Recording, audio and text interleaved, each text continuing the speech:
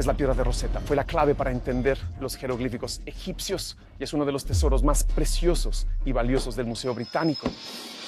Durante más de 2 siglos, la piedra de Rosetta ha sido nuestra clave para entender el antiguo Egipto.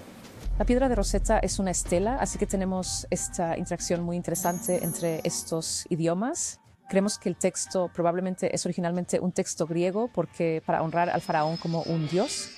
Pero partes de ellas siempre han estado perdidas, líneas enteras borradas por el tiempo. Ahora, la inteligencia artificial ha hecho lo que generaciones de expertos no pudieron. Ha reconstruido los huecos, ha emparejado grabados tenues con palabras reales y ha descubierto lo que la piedra realmente intentaba decir.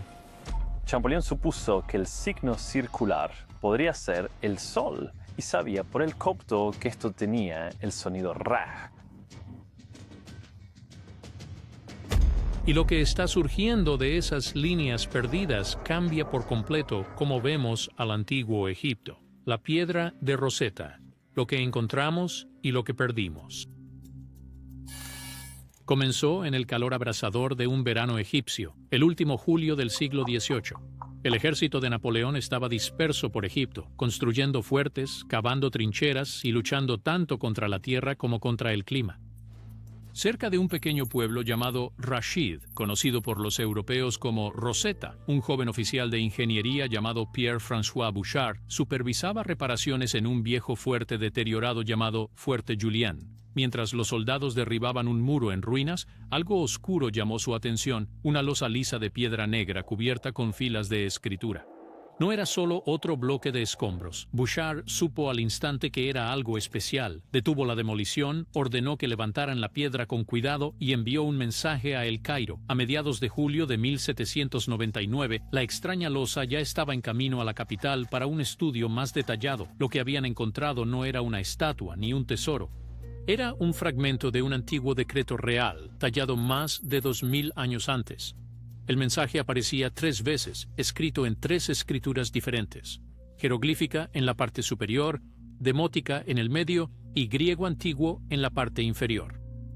El decreto provenía de un consejo de sacerdotes en la ciudad egipcia de Memphis en honor a su joven rey, Ptolomeo V. Esos 3 escritos son lo que hizo el descubrimiento tan extraordinario. El griego seguía siendo un idioma legible y se convirtió en el puente para descifrar las palabras de Egipto que habían estado en silencio durante mucho tiempo. La piedra en sí no era un monumento imponente como la gente suele imaginar. Era un bloque compacto de grano diorita oscura y moteada, una piedra volcánica densa más dura que el granito, con pequeños minerales rosados y grises que brillan bajo la luz. Mide aproximadamente 3 pies y 8 pulgadas de alto, un poco más de 2 pies y medio de ancho y alrededor de 11 pulgadas de grosor, pesando aproximadamente 1.675 libras. Moverlo requirió cuerdas, rodillos y mucho cuidado. Su viaje moderno comenzó durante una guerra. Después de meses de asedio, la guarnición francesa en Alejandría se rindió a las fuerzas combinadas británicas y otomanas. Los términos de la rendición, conocidos como la capitulación de Alejandría, entregaron todas las antigüedades recolectadas por los eruditos de Napoleón, incluida la losa negra de Rosetta. A principios de 1802, la piedra llegó a Inglaterra. Primero se mostró a la Sociedad de Anticuarios, luego se exhibió en el Museo Británico, donde todavía se encuentra hoy. A lo largo de sus bordes, las letras pintadas de blanco aún dicen «Capturado en Egipto por el ejército británico en 1801, presentado por el rey Jorge III». En El Cairo, el impresor Jean-Joseph Marcel hizo impresiones directamente de la superficie de la piedra. Otro inventor, Nicolas-Jacques Conte, que había perdido un ojo en batalla, fue más allá. Entintó la losa y presionó papel húmedo contra ella, creando negativos perfectos de las letras talladas. De regreso en Londres, la Sociedad de Anticuarios ordenó moldes de yeso para las universidades de Oxford, Cambridge, Edimburgo y Dublín. En pocos meses, copias grabadas y calcos se estaban difundiendo por toda Europa e incluso llegando a América. El decreto de Ptolomeo V se había convertido en el primer texto verdaderamente global de su tipo. La sección griega era la más fácil de leer y para 1803 estaba completamente traducida. Confirmó que la piedra llevaba un decreto oficial alabando al rey Ptolomeo y otorgando privilegios a templos y sacerdotes. La sección demótica, escrita en el guión cotidiano de Egipto, atrajo la atención de 2 brillantes lingüistas, el erudito francés Silvestre de Sacy y el diplomático sueco Johan David Åkerblad. Notaron patrones recurrentes en los nombres reales y se dieron cuenta de que algunos de los símbolos representaban sonidos. Luego vino el verdadero punto de inflexión. Un polímata británico llamado Thomas Young comparó los nombres griegos con los del demótico y luego estudió la sección jeroglífica arriba. Notó anillos ovalados rodeando grupos de símbolos que más tarde se llamaron cartuchos y supuso que podrían contener nombres reales. Dentro de uno logró leer las letras de Ptolemaios o Ptolomeo. Fue un pequeño salto, pero un avance enorme. Por primera vez, los eruditos entendieron que los jeroglíficos no eran solo símbolos decorativos, podían representar sonidos. 2 décadas después, en 1822, el misterio finalmente se resolvió. El joven erudito francés, Jean-François Champollion, anunció que los jeroglíficos egipcios eran una mezcla de imágenes y signos fonéticos, un verdadero sistema de escritura, no un código de símbolos. Usando su profundo conocimiento del copto, el último descendiente del habla egipcia antigua, demostró que los jeroglíficos seguían una gramática y lógica como cualquier idioma. El 14 de septiembre presentó sus hallazgos a la Academia en París y se desmayó de la emoción después. La antigua lengua egipcia había vuelto a la vida, pero la piedra en sí todavía estaba dañada. La sección superior de jeroglíficos era la más arruinada. Solo 14 líneas sobrevivieron, con el resto desgastado en ambos lados. La sección demótica tiene 32 líneas, pero los comienzos de 14 se han perdido. La sección griega contiene 54 líneas, aunque 26 pierden sus finales donde la piedra se rompió en diagonal. Esa rotura diagonal revela cómo era el monumento original. Decretos reales similares de la misma época muestran que la estela generalmente tenía cimas redondeadas talladas con una escena del rey ante los dioses. Las medidas de otros ejemplos sugieren que aproximadamente medio pie de texto jeroglífico se encontraba por encima de la rotura. Esa pieza superior faltante nunca ha sido encontrada. Lo que queda es solo alrededor de 2/3 del monumento original. Afortunadamente, el decreto en sí no era único. El texto griego incluso ordena que el mismo mensaje sea tallado en la escritura sagrada, la escritura nativa y el griego, y se exhiba en templos de todo Egipto. Debido a ese mandato, se hicieron múltiples copias y algunas sobrevivieron. Arqueólogos han descubierto varios de estos duplicados. Una estela de piedra caliza de Nubira preservó secciones que faltaban en el fragmento de la piedra de Rosetta. 2 copias más fueron talladas en las paredes del templo en Philae, cerca de la frontera sur de Egipto. Otros aparecieron en Asfinag, Elefantina y Naucratis. Estas versiones no son idénticas, cada una fue ligeramente ajustada a su región. Algunos añaden el nombre de la reina después de su matrimonio con el rey. Otros enfatizan diferentes victorias, como la reconquista de Tebas en el sur o la defensa de Licópolis en el norte. Ninguno de ellos contradice la versión de Rosetta, simplemente reflejan el orgullo y la política local. Para los estudiosos modernos, esas diferencias son invaluables. Cuando una copia termina a mitad de una oración, otra generalmente la continúa. Al compararlas línea por línea, los investigadores pueden reconstruir casi todo el decreto con confianza. La dirección de la escritura también ayuda. Las líneas demóticas se leen de derecha a izquierda, el griego se lee de izquierda a derecha, y los jeroglíficos, organizados en pequeños grupos de imágenes, también se leen de derecha a izquierda. Una vez que entiendes las direcciones de escritura, las secciones faltantes tienen perfecto sentido, y como los 3 guiones llevan el mismo mensaje, a menudo se puede rescatar lo que otro había perdido. Aún así, algunas partes todavía faltan, y ahí es donde entra la inteligencia artificial. Utilizando técnicas avanzadas de imagen, los investigadores pueden escanear la superficie de la piedra con un detalle extremo, detectando grabados tenues invisibles al ojo humano. Esos escaneos crean mapas digitales que muestran incluso los surcos más superficiales. Los modelos de aprendizaje automático entrenados con miles de ejemplos de jeroglíficos pueden luego comparar los patrones y sugerir qué podría haber llenado los huecos. El proceso no inventa nada, simplemente encuentra patrones que coinciden. La inteligencia artificial observa las áreas dañadas, las compara con secciones que han sobrevivido y con otras copias del decreto y predice cuáles probablemente eran los símbolos faltantes. El mensaje en sí nunca fue un misterio. El decreto elogia a Ptolomeo V por su generosidad, reduciendo impuestos, dando tierras a los templos, liberando prisioneros y ordenando estatuas de los dioses. Instruye que el decreto se muestre en 3 escrituras y se coloque en cada templo principal para que todos, desde sacerdotes hasta escribas y funcionarios griegos, puedan leerlo. La piedra de Rosetta fue una vez el puente que ayudó a los humanos a redescubrir el idioma perdido de Egipto. Ahora es el puente entre el descubrimiento humano y la inteligencia artificial, que está desenterrando los símbolos finales que el tiempo borró. Poco a poco, la luz y el código están haciendo lo que incluso las mentes más agudas del siglo XIX no pudieron, ayudando a que la piedra hable de nuevo. Cómo la inteligencia artificial leyó lo que el tiempo borró. Bajo la desgastada superficie de la piedra Rosetta, un mensaje tenue aún se esconde. Una voz de hace más de 2000 años enterrada bajo arañazos, astillas y el lento mordisco del tiempo. Para recuperar esa voz, los científicos no comenzaron traduciendo. Comenzaron mirando con herramientas que podían ver lo que el ojo humano no puede. El primer paso fue la luz. El equipo detrás de lo que ahora se llama el proyecto de la piedra de Rosetta digital comenzó fotografiando toda la superficie una y otra vez, cada vez desde un ángulo diferente y con la luz incidiendo desde una dirección distinta. Cada pequeño cambio en la iluminación hace que una ranura proyecte una sombra o que un borde brille. Cuando combinas todas esas fotos, obtienes un mapa de altura, una especie de imagen tridimensional que registra cada elevación y depresión en la superficie de la piedra. Convierte la losa en un paisaje digital. Puedes inclinarla, acercar la imagen y mover la luz a través de ella, revelando detalles más pequeños que un grano de arena. Lugares que antes parecían lisos de repente cobran vida con pequeñas tallas, pero la forma por sí sola no siempre es suficiente.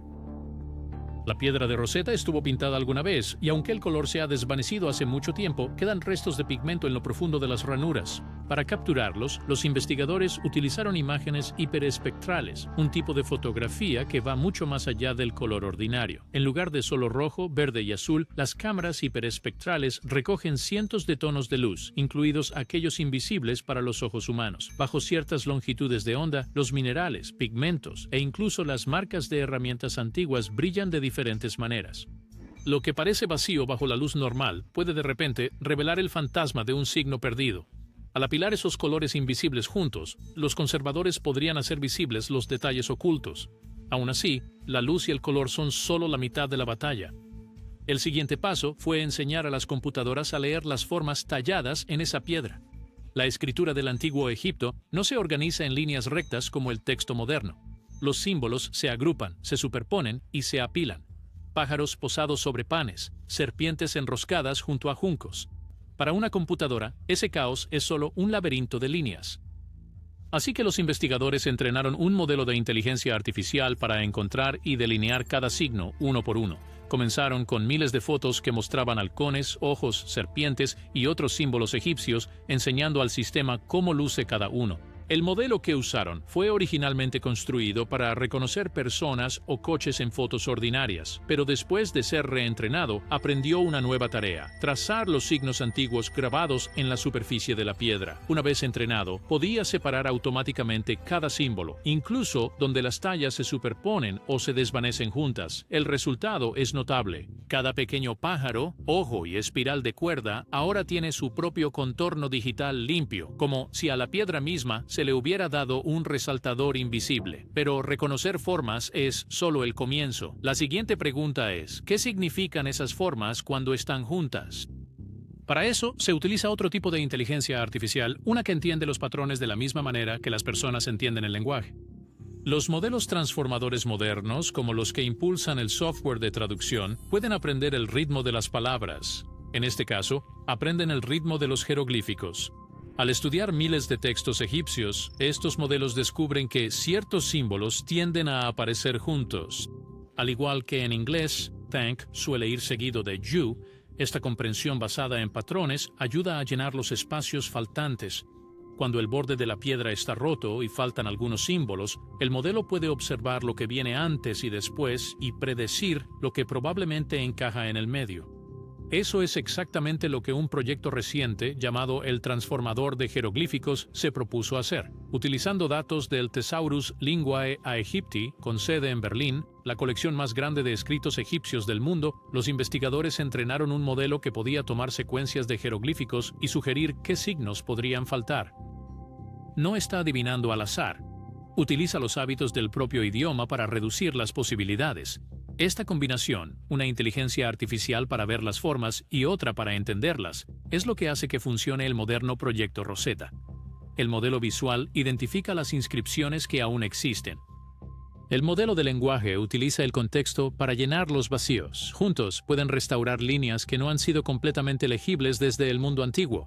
Curiosamente, las raíces de esta idea provienen del trabajo en otros escritos antiguos. En 2019, los investigadores construyeron un sistema de inteligencia artificial llamado Pythia, que podía predecir letras faltantes en inscripciones griegas dañadas. Cuando una piedra estaba demasiado agrietada para leer, el modelo la comparaba con miles de ejemplos conocidos y ofrecía una lista corta de posibles restauraciones. En aproximadamente 3 de cada 4 casos, la respuesta correcta aparecía entre sus principales sugerencias. Más tarde, otro sistema de inteligencia artificial llamado Ithaka amplió esta idea. No solo restauró texto perdido, sino que también podía estimar cuándo y dónde se realizó la escritura. En pruebas reales, los historiadores que usaron Ithaka trabajaron más rápido y con mayor precisión que antes. Para la piedra de Rosetta, este tipo de modelo es invaluable, debido a que hay varias copias sobrevivientes del mismo decreto talladas en diferentes lugares, como Nubira y Philae. La inteligencia artificial puede compararlas instantáneamente y resaltar qué frases coinciden. Lo que solía tomar semanas de referencias cruzadas ahora toma segundos. Para el año 2025, la misma idea había llegado a los textos latinos. DeepMind creó un sistema de inteligencia artificial llamado Aeneas, diseñado para buscar coincidencias en escritos dañados con otros registros antiguos. Puede escanear tanto texto como imágenes para encontrar fragmentos que compartan los mismos nombres o frases. Cuando todos estos pasos se unen, la restauración de la piedra de Rosetta se siente sin problemas. Primero, los investigadores construyen la imagen perfecta. Toman miles de fotos bajo luces cambiantes y las combinan para crear un mapa tridimensional de la superficie. Incluso los grabados más superficiales, los que son invisibles al ojo humano, aparecen de repente. A continuación, ejecutan inteligencia artificial que delinea cada signo restante. Luego, cada delineado se convierte en una identificación digital, una especie de huella que dice «esto es un halcón» o «esto es una hoja de junco». Una vez que se identifican los símbolos, se alinean con los otros 2 escritos en la misma piedra, demótico y griego, porque los 3 llevan el mismo mensaje. Cuando la sección jeroglífica se interrumpe, el sistema no se detiene. Automáticamente busca las otras copias sobrevivientes del decreto encontradas en otras partes de Egipto. Si una oración faltante en la piedra de Rosetta coincide con una completa en Nubira, la inteligencia artificial la usa como guía.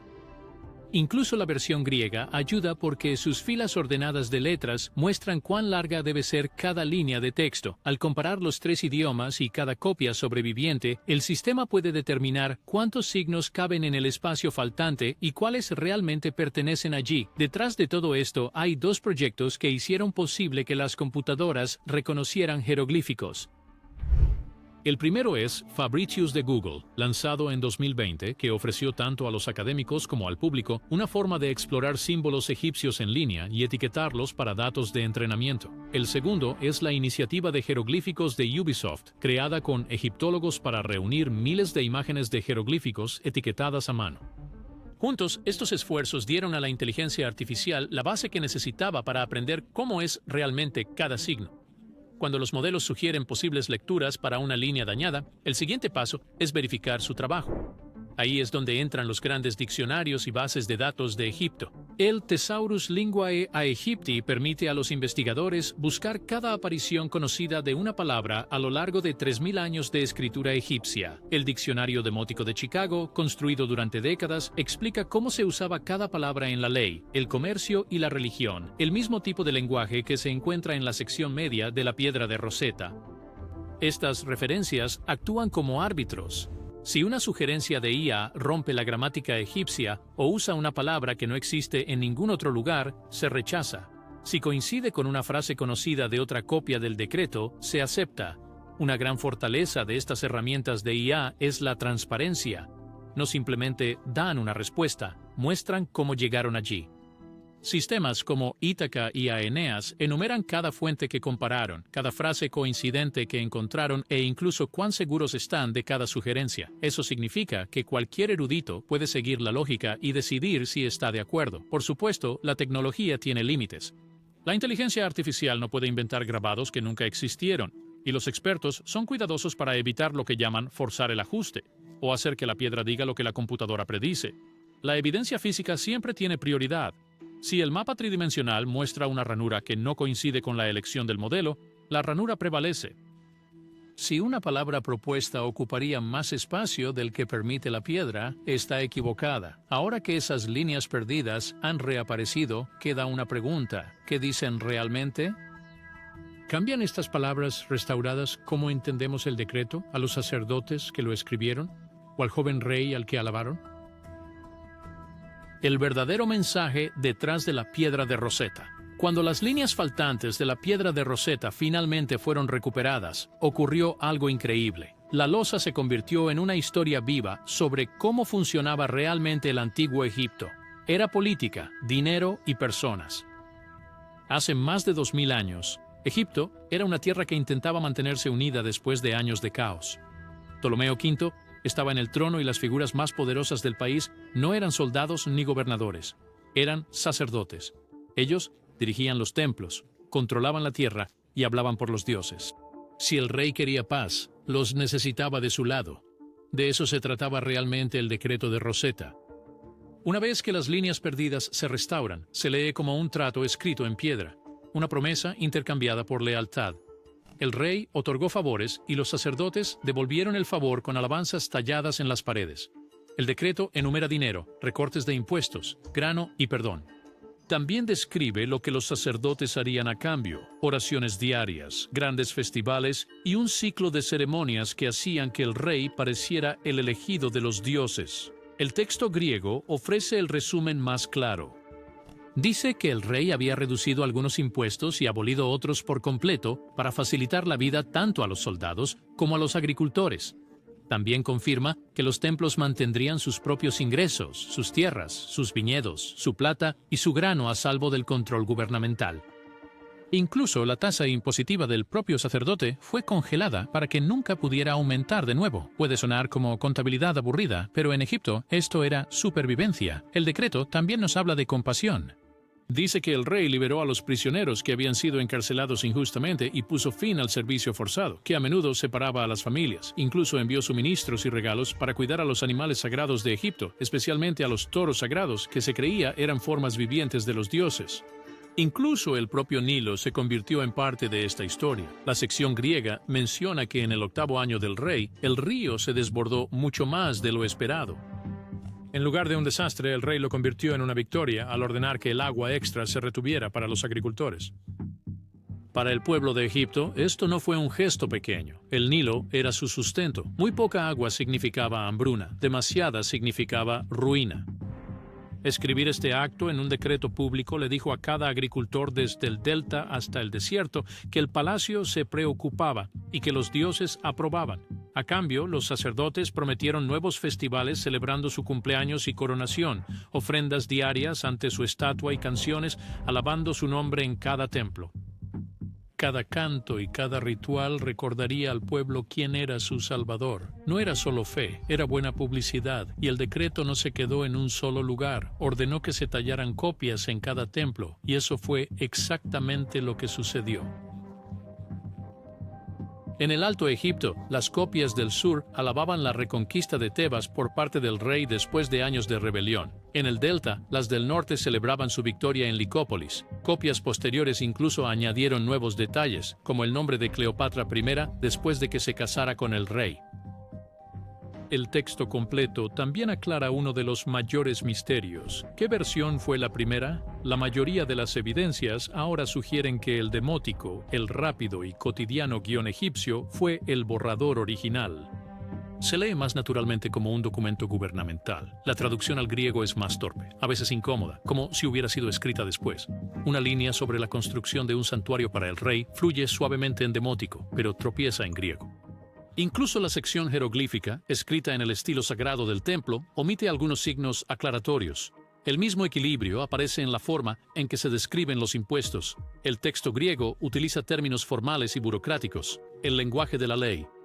El demótico dice lo mismo, pero en el tono de un empleado local redactando un contrato. Cuando se restauran las líneas faltantes, ambos paneles avanzan casi palabra por palabra juntos. Eso finalmente mata el viejo mito de que las partes egipcias eran solo ceremoniales. No lo eran. Tenían el mismo peso legal, solo que estaban escritas en el idioma que los egipcios realmente usaban. Restaurar las líneas también corrige la cronología. El decreto está fechado en el 9º año del reinado del rey y se vincula a festivales y aniversarios. La ubicación del decreto también importa. No fue emitido en la capital real de Alejandría, sino en Memphis, el antiguo corazón de Egipto, donde los reyes eran coronados y los poderosos sacerdotes de Ptah tenían influencia. Esa elección fue estratégica. Memphis era donde la religión, la política y la historia se superponían. Gracias por ver. Ahora revisa los videos que aparecen en pantalla para más historias increíbles.